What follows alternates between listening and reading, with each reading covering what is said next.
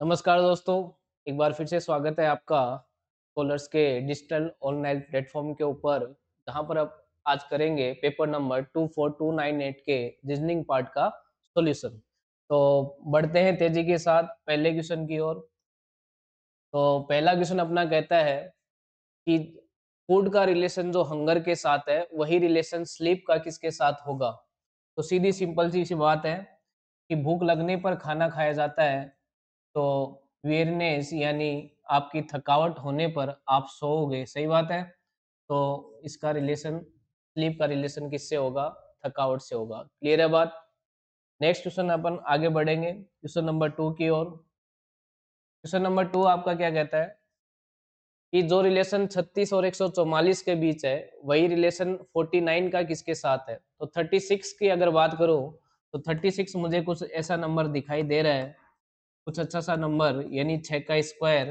और 144 की बात करूं तो ये मुझे दिखता है 12 का स्क्वायर। और 6 और 12 के अंदर बात करूं तो 6 का मल्टीप्लाई 2 करने पर 12 आते हैं। इसी तरीके से अगर 49 की बात करूं तो मुझे 7 का स्क्वायर दिखाई देता है। और आगे जो आएगा वो 7 इंटू टू यानी 14 का स्क्वायर आएगा। और 14 का स्क्वायर क्या होता है? तो आप बोलोगे सर 14 का स्क्वायर होता है 196। ठीक है, ये था आपका क्वेश्चन नंबर 2। अब बढ़ते हैं क्वेश्चन नंबर 3 की ओर।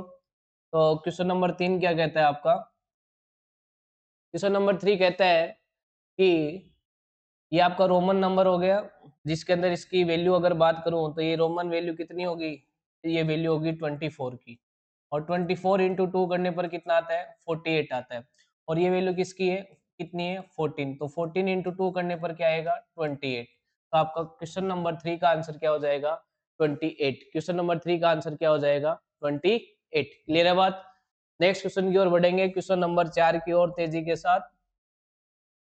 फोर्थ क्वेश्चन आपका कहता है कि आपको ओड बताना है, विषम बताना है, तीन के बीच एक रिलेशन होगा, चौथा आपको अलग करना है। तो अगर मैं बात करूं शिखर, शिखर का मतलब पीक, बात करूं माउंटेन पर्वत की, और हिल पहाड़ी की, तो तीनों कहीं ना कहीं ऊंचाई से रिलेटेड है। जबकि ये जो आपकी वैली घाटी है, जो दो पहाड़ों के बीच में बहती है एक नदी के रूप में, यानी ये जमीन जमीन की बात होगी। तो सीधी सी बात है, अगर तीनों के बीच समानता की बात करूं तो कहीं ना कहीं ऊंचाई से रिलेटेड है और घाटी आपकी अलग है। क्लियर है बात? नेक्स्ट क्वेश्चन की ओर बढ़ेंगे, क्वेश्चन नंबर 5 की ओर। क्वेश्चन नंबर 5 कहता है, वही आपका है कि अल्फाबेट दिया हुआ है और ओड छांटना है। अल्फाबेट में अगर आपको विषम छांटना हो यानी ओड निकालना हो तो सीधी सी बात है, प्लेस वैल्यू लिखो। ए की प्लेस वैल्यू 1, बी की 2, डी की 4 और जी की 6। यहाँ पे +1 और यहाँ पे +2। दूसरी बात करें तो यहाँ पे सी की वैल्यू 3, डी की 4, एफ की 6 और आई की 9। क्लियर है बात? तो सीधी सिंपल सी बात है, यहाँ पे +1 और यहाँ पे प्लस आपका 3। क्लियर है बात? अब अगर बात करें ई और एफ की, तो ई और एफ यानी 5, 6 इनके बीच +1। और एच और के, एच और के यानी 8 और 11, तो यहाँ पे क्या है? +3। क्लियर है बात? अगर बात करूं मैं जी एच जे के की, तो जी की वैल्यू कितनी होती है? 7, एच की 8, जे की 10 और के की 11। क्लियर है बात? तो यहाँ पे भी आपका क्या चल रहा है? यहाँ पे भी आप कहोगे सर यहाँ पे +1 और यहाँ पे भी +1। देखो, सीधी सी बात है कि यहाँ पे जो डिफरेंस आ रहा है वो अलग अलग आ रहा है। यहाँ पे 1 का, यहाँ पे 2 का, यहाँ पे 1 का, यहाँ पे 3 का, यहाँ पे 1 का, यहाँ पे 3 का। लेकिन यहाँ पर अगर बात करें तो दोनों में सेम है, +1 वाला डिफरेंस। तो इस तरीके से ओड क्या हो जाएगा? आपका ओड हो जाएगा ऑप्शन नंबर 4। Option number 4। तो आपका 5th क्वेश्चन का आंसर क्या हो जाएगा? Option number 4। क्लियर है बात? कोई दिक्कत? देखो, सीधी सिंपल सी बात है कि इन दोनों में देखा जाए अंतर अलग अलग है और यहाँ पर आपका अंतर सेम है। क्लियर है? नेक्स्ट क्वेश्चन, क्वेश्चन नंबर 6 की ओर बढ़ेंगे। क्वेश्चन नंबर 6 भी आपका यही है कि ओड वन बताओ कि कौन सी चीज ओड है। तो देखो, सीधी सिंपल सी बात है, एकदम इजी क्वेश्चन है। अगर आप इन नंबर को गौर से देखोगे तो यहाँ पर जो बीच वाली वैल्यू है ये इसका डबल है। 4 का वैल्यू, 4 का डबल 8, 3 का डबल 6 और 2 का डबल 4। यहाँ पे तो डबल है और आसपास तो दोनों सेम चीजें हैं। सभी में यहाँ पे भी 9 9 9 है। लेकिन यहाँ पे जो करेंगे तो मल्टीप्लाई 4 करना पड़ेगा तब मिडिल वैल्यू आती है, जबकि बाकी 3 में मिडिल वैल्यू मल्टीप्लाई 2 करने पे आती है, यहाँ पे मल्टीप्लाई 4 करने पे आती है। तो आपका आंसर क्या हो जाएगा? ए। तो 6 का आंसर क्या हो गया? ए। नेक्स्ट क्वेश्चन नंबर 7 की ओर बढ़ेंगे, जो कि एक सीरीज का क्वेश्चन है, और सीरीज भी इसमें आप अगर देखोगे तो आपको सीरीज घटती बढ़ती दिखाई दे रही है, यानी इंक्रीज हो रही है फिर डिक्रीज हो रही है। ऐसी संख्याओं के पैटर्न यानी ऐसी सीरीज के पैटर्न की बात करें तो ये पैटर्न कौन सा होता है? मिक्स सीरीज का होता है। मिक्स सीरीज आप जानते हो मिक्स सीरीज क्या होती है? मिक्स सीरीज का मतलब होता है एक से अधिक श्रृंखलाएं जिस प्रश्न में दी हो। क्लियर है बात? तो यहाँ पर आपको एक से ज्यादा श्रृंखला दिखाई दे रही है, आराम से देखोगे तो देखो एक श्रृंखला तो ये आपको दिखाई देगी +2 +2 +2, लेकिन ये आगे आएगा +2 यानी 14 आगे आएगा, क्वेश्चन मार्क की जगह इससे आएगा 20 -6 तो आगे भी क्या आएगा? -6 यानी आंसर क्या आएगा? 2 आएगा। इससे कहते हैं मिक्स सीरीज, जहां पे भी नंबर घटता बढ़ता दिखे मिक्स सीरीज, मोस्टली, हर जगह नहीं। क्लियर है बात? नेक्स्ट क्वेश्चन नंबर 8, ये भी आपका एक सीरीज का क्वेश्चन है और इसका पैटर्न बड़ा ही अच्छा है। यहाँ पर अगर आप ग्रुप बनाने की कोशिश करोगे तो एक ग्रुप आपको इजीली नजर नहीं आएगा। तो ऐसी चीजों में अपन जाते हैं ऑप्शन से। जैसे चीजें ऑप्शन से रखेंगे तो आपको बातें समझ में आने लगेगी। देखो, अगर मैं देखूं तो मुझे एक चीज तो यहाँ पे कंफर्म हो रही है कि यहाँ पे सी 2 बार था। जो देखो मैं यहाँ से ऑब्जर्व कर रहा हूँ कि सी 2 बार था, यहाँ पे सी 3 बार है और फिर सी 4 बार है, यानी सी भी बढ़ता जा रहा है तो ए भी यहाँ पर बढ़ता हुआ जा रहा है। क्लियर है बात?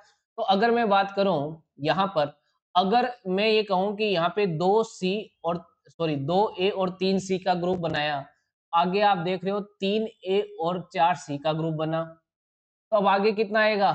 देखो 2 सी यहाँ पे आ गया, अब यहाँ पे क्या आया? 3 सी, तो अब यहाँ पे क्या आएगा? 4 सी आएगा।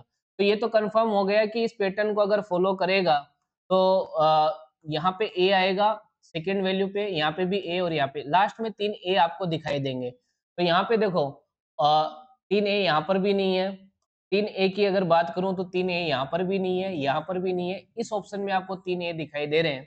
तो सीधी सिंपल सी बात है, मैं अब यहाँ से सी भी अगर पुट करके देखो कि यहाँ पे मैं क्या रख दूं? सी, तो आपका एक पैटर्न बन जाएगा। क्या?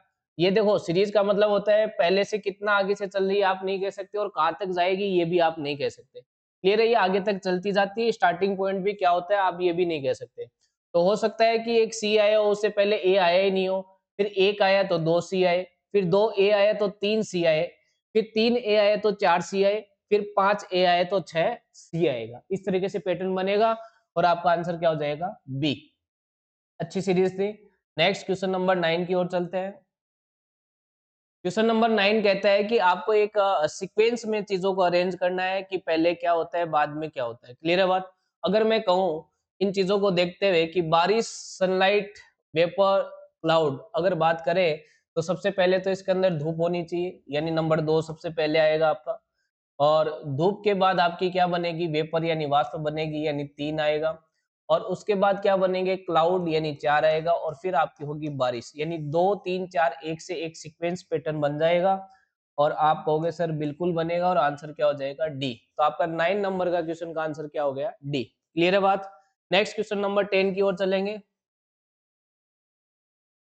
क्वेश्चन नंबर 10 क्या कहता है आपका? क्वेश्चन नंबर 10 कहता है कि सिगरेट को इस तरीके से अरेंज किया है तो डायरेक्शन को किस तरीके से अरेंज किया जाएगा। तो सीधी सिंपल सी बात है, कोडिंग डिकोडिंग का पर्सन है, और कोडिंग डिकोडिंग में भी क्या सिर्फ आपके अल्फाबेट इधर उधर किए गए, यानी इसको कहते हैं रीअरेंजमेंट वाली कोडिंग डिकोडिंग। क्लियर है बात? तो जो पैटर्न इसने सिगरेट को इसमें कन्वर्ट करते हुए लगाया है वही आपको आपके क्वेश्चन के लिए लगाना है। अगर मैं इन पे नंबरिंग करूं तो आप कह सकते हो सर यहाँ पे 1 कर दो, 2 3 4 5 6 7 8 और 9। और डिकोड करते वक्त सबसे पहले जी लिखने का मतलब पहले क्या लिखा? 3, उसके बाद क्या लिखा? 2, फिर क्या लिखा? 1, फिर क्या लिखा? 6। देखो 6 भी हो सकता है ई का मतलब, और 9 भी हो सकता है। तो मैं यहाँ पे 6 भी ले लेता हूँ और एक बार के लिए 9 भी आ सकता है। आर की बात करें तो ये कितना आ जाएगा? 5। ए की बात करें तो ये आ जाएगा 4।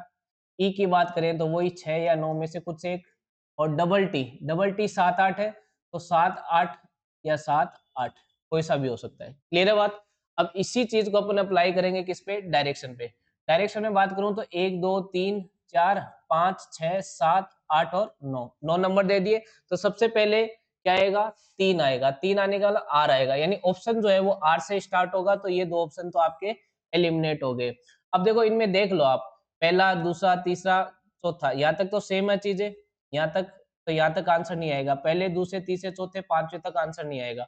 छठा भी सेम है तो छठे से भी आंसर नहीं आएगा। तो क्यों ना डायरेक्ट सातवां ही चेक कर लिया जाए कि सातवां एन आएगा या आई। तो चलो सातवें पे चलते हैं।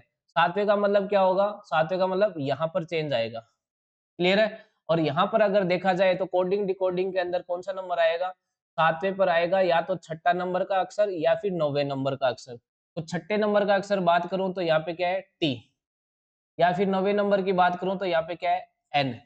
तो 6 या 9 में से कोई भी आ सकता था, और टी तो यहाँ पे है नहीं दोनों ऑप्शन में से, एन है, तो आपका आंसर क्या हो जाएगा, ए। तो 10वें का आंसर क्या हो जाएगा आपका, ए। क्लियर हुई बात।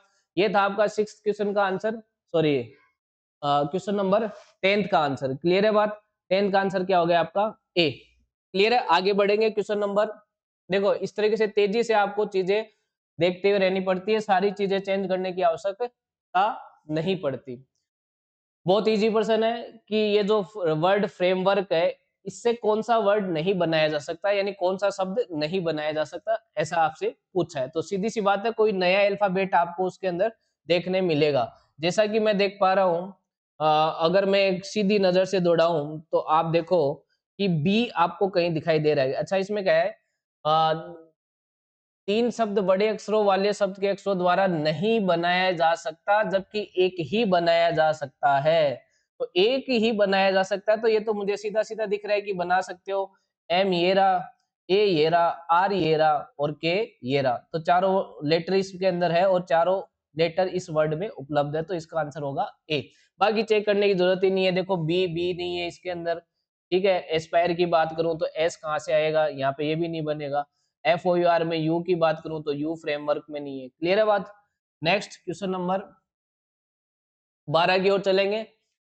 12 आपका ब्लड रिलेशन से क्वेश्चन है, तो आप सीधा सा है डायग्राम बना लो। डायग्राम कैसे बनाओगे कि ए और बी विवाहित जोड़े हैं। अब ए और बी के बीच विवाह हुआ है, कौन पत्नी है कौन पति ये क्लियर नहीं किया गया, ठीक है। एक्स और वाई जो भाई है, एक्स और वाई क्या है, भाई, दोनों भाई है। फिर कहता है एक्स जो है वो ए का भाई है। एक्स जो है वो किसका भाई है, ए का। एक्स ए का अगर भाई है, एक्स भाई है ए का, तो यहां से भी क्लियर नहीं हुआ कि ए और बी में से कौन लड़का है कौन लड़की, ठीक है, कोई दिक्कत नहीं। तो y किस प्रकार संबंध है b से, y क्या लगता है b का। तो y क्या लगता है b का डिपेंड तो करता है इस प्लस माइनस पर, लेकिन अगर ऑप्शन की बात करूं तो देखो, ऑप्शन की अगर बात करूं तो वो देखो भाई तो नहीं हो सकता, अंकल भी नहीं हो सकता, कजन भी नहीं हो सकता, ब्रदर इन लॉ बिल्कुल हो सकता है। कैसे हो सकता है, देखो अगर मान लो एक बार के लिए दिया नहीं है, फिर मैं यहाँ पे माइनस लेता हूँ, यहाँ पे प्लस लेता हूँ, तो ये मैं हो गया और ये मेरे पति हो गए, ठीक है। और ये मेरी पत्नी के भाई यानी मेरे साले हो गए। तो मेरे साले के लिए मैं हो गया जीजा, और जीजा को भी इंग्लिश में कहते हैं ब्रदर इन लॉ। और अगर मान लो कि अगर ये होता कि ये ए प्लस होता और ए क्या बी क्या होता माइनस, तो ये हो जाता उसका देवर या जेठ, क्योंकि ये मैं, ये मेरी पत्नी, और मेरी पत्नी के लिए मेरा जो भाई है वो देवर या जेठ, ठीक है। क्लियर है बात है, जिसको भी इंग्लिश में क्या कहते हैं, ब्रदर इन लॉ। तो दोनों ही केस में ब्रदर इन लॉ आंसर आएगा, हालांकि ए और बी पर जेंडर क्लियर नहीं है। ये था आपका question number 12। Next question number 13 की ओर चलेंगे। तो ये आपका एक डायरेक्शन और डिस्टेंस से क्वेश्चन दिया हुआ है, बहुत ही इजी क्वेश्चन है, इसमें कोई बड़ी बात नहीं है, आप इसको आसानी से सोल्व कर सकते हो बिना डायग्राम बनाए। तो बिना डायग्राम बनाए अगर इस क्वेश्चन को करना चाहो तो कैसे करना होगा कि एक व्यक्ति पश्चिम की ओर मुख करके खड़ा है, पश्चिम की ओर मुख करके खड़ा है, इसका मतलब व्यक्ति खड़ा है वेस्ट की ओर। क्लियर है, उसका फेस किधर है, वेस्ट की ओर। फिर कहता है turn through 45 degree clockwise, 45 degree ये मुड़ता है सबसे पहले clockwise, again turn 180 degree clockwise, दोबारा 180 degree clockwise, then turn through 270 degree anti clockwise, फिर 270 आपका घूमता है एंटी क्लॉकवाइज। मुझे बताओ उसके बाद कुछ घुमा नहीं है। तो अगर मैं क्लॉकवाइज और एंटी क्लॉकवाइज को माइनस करूं तो आप देखोगे तो ये हो गया 225 और ये 270, तो ये आएगा 45 डिग्री एंटी क्लॉकवाइज। क्या बचेगा, एंटी 5 डिग्री क्लॉकवाइज, वो भी कहां से, वेस्ट से। तो ये आपका वेस्ट होता है, ये आपका नॉर्थ होता है, ये आपका ईस्ट होता है और ये आपका साउथ होता है, यानी ये पश्चिम, उत्तर, पूर्व, दक्षिण। अगर यहाँ से एंटी क्लॉकवाइज 45 डिग्री घूमना है तो आप किधर आ जाओगे, तो आप बोलोगे सर साउथ वेस्ट की ओर आ जाएंगे। साउथ वेस्ट आपका ऑप्शन नंबर क्या है, तो आप कहोगे sir option number B. South west क्या हो गया आपका, ऑप्शन नंबर बी। तो आपका क्वेश्चन नंबर 13 का जो आंसर है वो क्या हो गया आपका बी। क्लियर है बात। नेक्स्ट क्वेश्चन नंबर 14 की ओर चलेंगे, क्वेश्चन नंबर 14 की ओर। क्लियर है। ये आपका एक मिसिंग नंबर का क्वेश्चन है, बहुत इजी पैटर्न है। अगर आप इसको देखो तो अगर बात करें कि पैटर्न क्या है, तो आप कहोगे सर ये देखो मैट्रिक्स हमेशा बड़े नंबर की ओर ही मूव होती है, अधिकतर ये देखा गया है। तो ये जो नंबर है वो इन दोनों से आना चाहिए, ऐसी संभावना बनती है। तो ये नंबर कैसे आएगा, तो आप कहोगे 6 का स्क्वायर कर दो और 2 का स्क्वायर कर दो तो 40 आ जाएगा। तो क्या 25 भी ऐसे ही आ रहा है कि 3 का स्क्वायर प्लस 4 का स्क्वायर 25, तो मैं कहूंगा बिल्कुल आ रहा है। कहने का मतलब बीच वाला नंबर कैसे आएगा, तो आप बोलोगे सर 5 का स्क्वायर प्लस 7 का स्क्वायर यानी 49 प्लस 25 जो कि कितना आ जाएगा, तो आप कहोगे 74 आ जाएगा, यानी आपका ऑप्शन नंबर ए आ जाएगा। क्लियर है बात। ये था आपका question number 14। Next question number 15 की ओर चलेंगे। क्वेश्चन नंबर जो आपका 15 है वो क्या कहता है, ये कह रहा है यदि ट्रेन को बस कहा जाए, बस को ट्रैक्टर कहा जाए और ट्रैक्टर को कार कहा जाए, तो कार को स्कूटर कहा जाए और स्कूटर को साइकिल कहा जाए, तो साइकिल को मोपेड कहा जाए, तो बताओ किस चीज से खेत जोता जाता है। आप बताओ, खेत तो वैसे हल से भी जोता जाता है लेकिन आजकल ट्रैक्टर से जोता जा रहा है। तो बस ये देखना है कि ट्रैक्टर से जोता जाता है तो ट्रैक्टर का कोड क्या किया गया है। तो इसने कहा कि सर ट्रैक्टर को कार कहा जाता है। ट्रैक्टर को क्या कहा जाता है, कार। साफ साफ कहा है, ट्रैक्टर को क्या कहा जाता है, कार। तो ट्रैक्टर को कार कहा जाता है, आपका आंसर भी क्या हो जाएगा, कार, यानी ऑप्शन नंबर डी। तो आपका 15 का आंसर क्या हो जाएगा, डी। 15 का आंसर क्या हो जाएगा आपका, डी। बिल्कुल आपका 15 का आंसर क्या हो जाएगा, डी। नेक्स्ट क्वेश्चन की ओर चलते हैं, क्वेश्चन नंबर 16 की ओर, 16 की ओर। क्लियर है। तो 16 नंबर क्वेश्चन क्या कहता है आपका, कि इन गणितीय संक्रियाओं को अगर सेलेक्ट करूं, यानी इनमें से कोई सिंबल सेलेक्ट करूं, तो ये एक सेटिस्फाइड होने चाहिए, एक बैलेंस इक्वेशन आ जानी चाहिए। चलो, अगर आप मैं बात करूं तो कैसे करोगे इन प्रश्नों को, सबसे पहले सी चेक किया जाता है, फिर डी चेक किया जाता है। लेकिन फिलहाल सी और डी रखने से आंसर बनेगा नहीं। मैं डायरेक्ट आपको रख के बताता हूं कि आप अगर ऑप्शन नंबर बी रखोगे, इसके अंदर क्या रखोगे, बी, तो आपकी बात बैठ जाएगी। जैसे 15, 15 प्लस 24 प्लस फिर क्या आएगा, डिवाइड 3, फिर क्या है 6, माइनस का 6, और फिर इक्वल टू आना चाहिए 70। क्लियर है बात। तो देखो, क्या ये 8 3 24 होते, बोर्ड मास लगा रहा हूँ। बोर्ड मास का मतलब अब क्या लगेगा, अब लगेगा बोर्ड मास। सबसे पहले ब्रैकेट सोल्व होता है, ब्रैकेट तो है नहीं, अब होगा डिवीजन, यानी मैंने भाग सोल्व कर दिया तो 8 आ गया। बाकी चीज मैंने ऐसे की ऐसे रख दी। अब क्या होगा, अब मल्टीप्लाई है नहीं तो एडिशन आएगा। तो एडिशन 15 और 8 कितना होता है, तो आप कहोगे सर 15 8 23 होता है। और फिर सब्ट्रैक्शन, तो 23 में से 6 घटेगा तो 17 आएगा। बिल्कुल आपके ऑप्शन नंबर बी से ये जो बात है वो सेटिस्फाइड हो रही है। तो आपका आंसर क्या हो जाएगा, बी। पहले आप पेपर के अंदर सी ऑप्शन चेक करोगे। मैंने सी क्यों नहीं चेक किया, उसका कारण इतना सा था कि अगर मैं सी को देखूं तो यहाँ पे लास्ट में डिवाइड, अगर मैं लास्ट में डिवाइड की बात करूं तो 6/17 वाली चीज जो है मेरे दिमाग में कम बैठती है। तो मैंने इस ऑप्शन को नहीं लिया।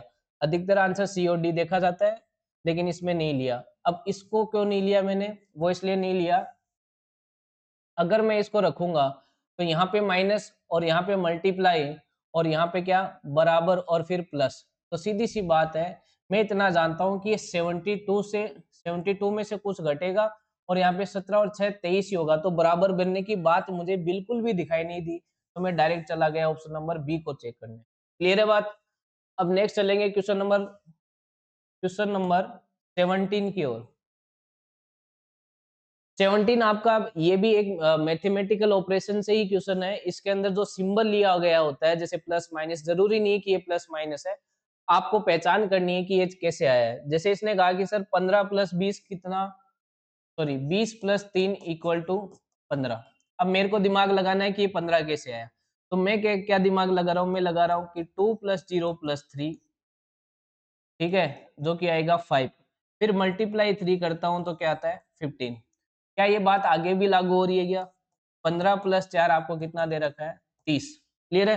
तो 15 प्लस 4 का मतलब हो गया 1 प्लस 5 प्लस 4, जो कि कितना हो गया 9, एक 10, 10 और 10 को 3 से मल्टीप्लाई किया तो 30। दोनों जगह ये बात बैठ रही है। तो अब मैं आंसर कर सकता हूँ जो मुझे पूछा है कि 1 प्लस 2 प्लस 6, जो कि आ जाएगा 9, और मल्टीप्लाई 3 करूंगा तो मेरा आंसर आएगा 27। 7। तो आपका आंसर नंबर क्या हो जाएगा इसका? Answer number B. ये था आपका क्वेश्चन नंबर 17। अब नेक्स्ट क्वेश्चन की ओर चलेंगे, क्वेश्चन नंबर 18 की ओर। क्वेश्चन नंबर 18 जो है आपका साइलो से लिया है, तो आपको पहले वेन डायग्राम बनाना है, डायग्राम बना के आपको आंसर करना है। कैसे डायग्राम बनाएंगे देखो, क्वेश्चन क्या दिया कि some males are swimmers, some males are swimmers, ये सम वाला आपका डायग्राम बन गया। All swimmer are athletes, all swimmer are athletes बन गया। उसके बाद इसने क्या कहा, ये दो ही स्टेटमेंट थे, कंक्लूजन तीन दिए। पहला कंक्लूजन क्या दिया, सम एथलीट आर मेल, तो क्या एथलीट और मेल के बीच रिलेशन है? तो आप कहोगे सर बिल्कुल है, वो भी सम वाला। तो पहली बात तो ये क्या हो जाएगी, सही हो जाएगी। पहला तो आपका क्या हो गया, सही। दूसरा, नो एथलीट इज मेल, बिल्कुल नो एथलीट इज मेल वाली तो बात बनती नहीं। वैसे भी स्टेटमेंट दोनों पॉजिटिव है, तो नेगेटिव कंक्लूजन कभी आता ही नहीं है। स्टेटमेंट पॉजिटिव हो तो नेगेटिव कंक्लूजन नहीं आता, डायरेक्ट भी आप इसे गलत कर सकते थे, ठीक है। संभावना के केस में ये चीज सही होती है, लेकिन यहाँ पे बात है रियलिटी की। नेक्स्ट, आपका ये क्या कहता है कि some athlete are swimmers, some athlete are swimmer बिल्कुल सही है आपका। यानी कहने का मतलब है आपका पहला और तीसरा सही है, बाकी गलत। और ये आपको ऑप्शन नंबर ए में दिख रहा है। क्लियर है बात? तो इसका आंसर हो जाएगा ए। नेक्स्ट क्वेश्चन नंबर 19 की ओर चलेंगे। क्वेश्चन नंबर 19 आपका जो है वो ट्राइंगल काउंट करने का है। तो ट्राइंगल की अगर बात करें तो आप कहोगे सर ट्राइंगल, अगर मैं कहूँ कि आपको ऐसी आकृति में ट्राइंगल कितने होते हैं, तो आप कहोगे सर 1 2 और ये ऊपर 3 3 होते हैं। तो ऐसे कितनी आपको दिख रही है? तो एक तो ये दिख रही है, तो 3 तो ये हो गए, 3 6 और ये कि 3 ये 9 और ये 3 12, 12 तो ये हो गए आपके सीधे सीधे। और उसके बाद अगर बात करें तो आपके जो ट्राइंगल बच गए हैं वो कौन से बच गए? देखो, एक तो ये ट्राइंगल बच गया आपका और एक ट्राइंगल ये बच गया, तो 12 और 2 14। इसके अलावा इसके अंदर कोई ट्राइंगल है नहीं, तो इसका आंसर क्या हो जाएगा, सी। तो आपका 19 का आंसर क्या होगा, सी। क्लियर है बात? नेक्स्ट अपन चलेंगे क्वेश्चन नंबर 20 की ओर। ये कहता है कि ये जो आपके जो टुकड़े हैं वो कौन सी आकृति से आप प्राप्त कर सकते हो? तो सीधा सीधा आप कह सकते हो कि सर मैं आराम से इस टुकड़े को यहाँ से और इस टुकड़े को यहाँ से और जो बचा है वो यहाँ से प्राप्त हो जाएगा, यानी ऑप्शन नंबर बी से मुझे ये चीजें प्राप्त हो जाएगी। क्लियर है बात? नेक्स्ट आगे चलते हैं क्वेश्चन नंबर 21 से। ये आपका मिरर इमेज का क्वेश्चन है। तो मिरर इमेज में क्या होगा, ये आपको डार्क पत्ती यहाँ पे दिखाई देगी, ये यहाँ दिखाई देगी और ये इस साइड दिखाई देगी। तो ऐसा देखो, नीचे डार्क पत्ती नहीं आएगी, ऊपर ही रहेगी, बस उसका फेस इस साइड होगा। तो ए तो ऑप्शन नहीं होगा। नीचे वाली चीजें तो सीधी गलत होगी, ए भी गलत हो गया, बी भी गलत हो गया। अब सी और डी की बात करें तो दोनों में अंतर क्या है? ये जो लीफ है जो इधर जाएगी इधर दिखेगी, तो ये लाइनिंग तो सीधी रहेगी, ये कौन सी सीधी हो जाएगी? ऐसा तो नहीं होगा, जबकि इसमें ऐसा किया है, तो ये भी नहीं होगा। तो आपका आंसर क्या हो गया, सी। क्लियर है बात? नेक्स्ट क्वेश्चन नंबर 22 की ओर चलेंगे। क्वेश्चन नंबर 22 क्या कहता है आपका, ओ पेपर कटिंग और फोल्डिंग। आज मैं आपको पेपर काट के नहीं दिखाऊंगा क्योंकि क्वेश्चन इजी है, आराम से हो जाएगा। अगर इस अनफोल्डिंग को खोलेंगे तो कुछ ऐसा का ऐसा डायग्राम इस साइड की ओर बनेगा। देखो, अनफोल्डिंग मतलब जो सबसे लास्ट में फोल्डिंग होती है वहां पे मिरर लगाओ, यहाँ पे दर्पण लगाओ। दर्पण लगाओगे तो क्या इसका उल्टा ही आपको इधर दिखाई देगा, कुछ इस तरीके से। ठीक है, एक अनफोल्डिंग होगी, अब दोबारा अनफोल्डिंग करेंगे तो आपको ऐसा ही, ऐसा का ऐसा क्या दिखाई देगा, ऊपर दिखाई देगा। अब देखो, अब इतनी सी बात आपको देख के ऑप्शन एलिमिनेट करने हैं, तो आप कहोगे सर ये नहीं होगा ऑप्शन, ये नहीं होगा। अब रह गया ये, इन दोनों में फर्क क्या है? यहाँ पे मोटाई ज्यादा है और यहाँ पे मोटाई कम है। अगर मैं इतना हिस्सा काट देता हूं तो इतना मोटाई नहीं आएगा, क्योंकि जितना हिस्सा नीचे की ओर कटा है उतना ही हिस्सा ऊपर की ओर काट दूंगा, तो ये कहीं न कहीं थोड़ा-सा क्या हो जाएगा, संकीर्ण हो जाएगा, थोड़ा-सा कम चौड़ा हो जाएगा। तो ये भी नहीं होगा, आपका आंसर क्या होगा, ए। क्लियर है? नेक्स्ट क्वेश्चन नंबर 22 की ओर चलते हैं, क्वेश्चन नंबर सॉरी 23 की ओर। तो 23 आपका क्वेश्चन क्या कहता है? 23 आपका क्वेश्चन कहता है कि निम्नलिखित में से कौन-सी आकृति संगीतकार, वाद्यकार और वायलिन बजाने वाले को प्रदर्शित करते हैं? मुझे एक बात बताओ आप कि क्या तीनों ही बजाने वाला, गाने वाला और एक आदमी नहीं हो सकता क्या? तीनों ही चीजें एक साथ करने वाला। तो आप कहोगे सर बिल्कुल एक आदमी हो सकता है, यानी कुछ लोग तो ऐसे हैं जो तीनों एक ही चीज हो सकती है। क्लियर है ना बात? तीनों का एक ही मिलन हो सकता है, यानी आप कह सकते हो कि ये जो ऑप्शन है इसके अंदर ये वाला आदमी तीनों चीजें करता है। ये वाला आदमी 2 चीज करता है और ये वाला आदमी केवल एक चीज करता है। यानी मेरे को ऐसा ऑप्शन देखना था कि एक आदमी तीनों चीज एक साथ कर सकता है, और यानी तीनों चीजों को अगर देखूं तो केवल ऑप्शन नंबर ए के अंदर ही ऐसा ऑप्शन है, क्योंकि इसमें तो एक को अलग ही कर दिया, इसमें भी एक को अलग कर दिया, और इसमें इसका इसका रिलेशन नहीं है। क्योंकि मुझे पता है एक ही आदमी संगीतकार भी हो सकता है, वो वाद्यकार भी हो सकता है, और वायलिन बजाने वाला भी हो सकता है। ऐसे बहुत सारे सिंगर है। क्लियर है बात? नेक्स्ट क्वेश्चन नंबर 24 की ओर चलेंगे। क्वेश्चन नंबर 24 क्या कहता है आपका? क्वेश्चन नंबर 24 आपका डाइस से है, जहां पर आपको क्या पूछा है, 6 के अपोजिट सरफेस क्या होगी। तो इसके अंदर अपन को क्या करना होता है कि आपको बेसिकली 2 डाइस लेने हैं, कोई भी 2 डाइस जो आपकी मर्जी।